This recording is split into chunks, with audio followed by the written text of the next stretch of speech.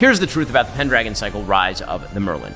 The truth is, it's been advertised way too much on my FYP. Even though it's what fans wanted, Hollywood wouldn't touch it, so we did. Genuine question, how many fans were asking for this adaptation exactly? Because, hey, everyone has read the Pendragon cycle, huh? Not to mention, a ton of King Arthur remakes have been made over the years already, so why the fuck do we need another one? A story about power, sacrifice, and the Christian beliefs that shaped the West. Ah yes, the Christianity that shaped the West. Time for a reality check. Because the thing you need to know about medieval Christianity, Ben, is that it looked very different from what most Westerners practice Christianity today. The church-controlled kings punished heresy and ran the calendars of people's lives. Indulgences, crusades, and inquisitions, that was everyday life. As for modern Western Christianity, well, we have religious freedom, personal interpretation, separation of church and state, charity-driven community programs, kind of.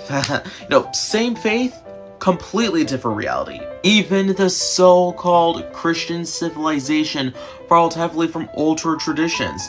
I mean, we have Greek philosophy, Roman law, the Enlightenment period. They all influenced Christian theology and Western governance, not to mention, the Protestant Reformation.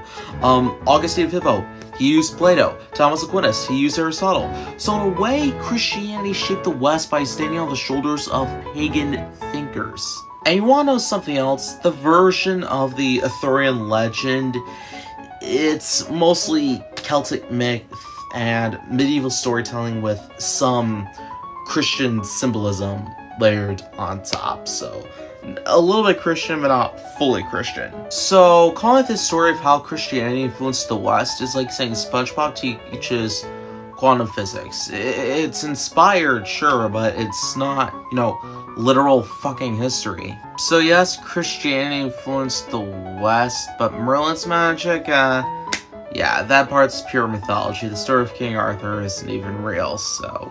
To tell the kind of story people used to build civilizations on. Really? You don't say.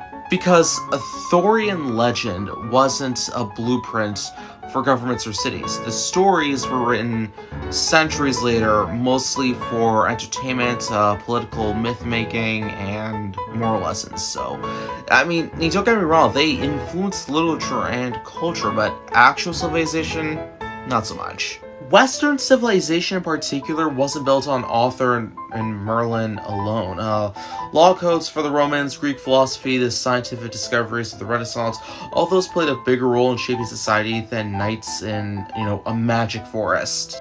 And the hero of this civilization-shaping story?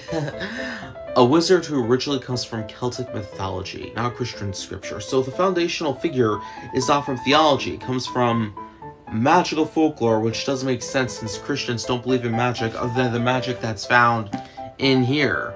Merlin isn't just a wizard. By isn't just a wizard, are you including the part where, Merlin was born of a demon? What, you didn't know that Merlin was born of a demon?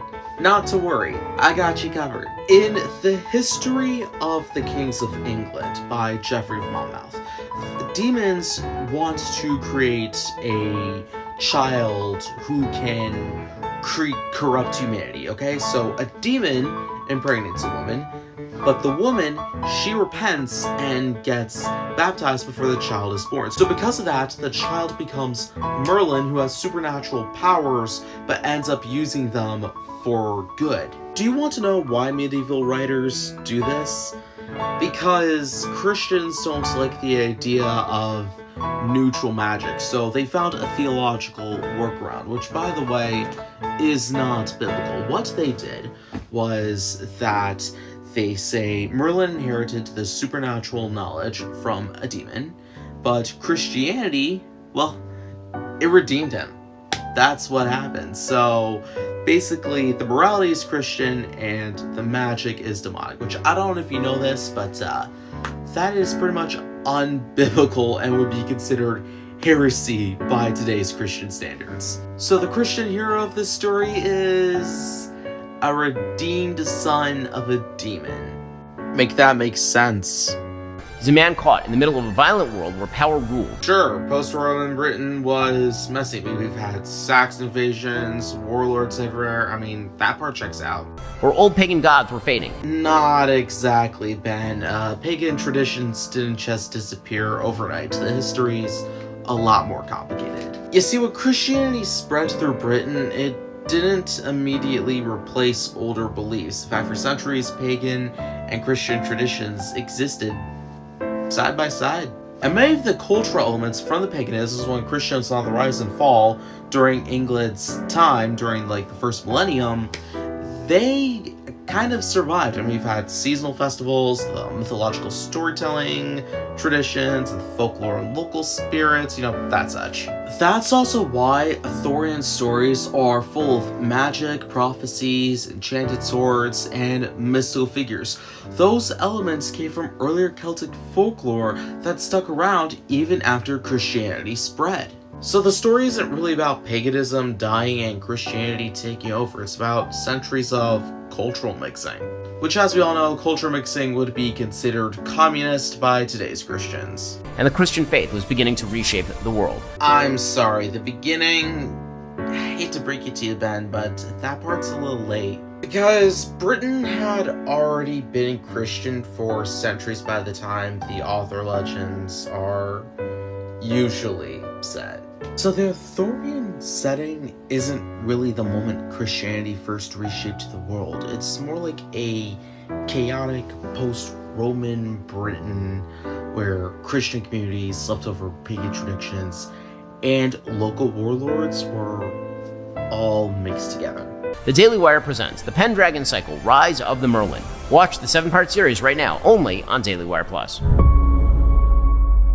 I'm sorry, but at these prices, not a chance.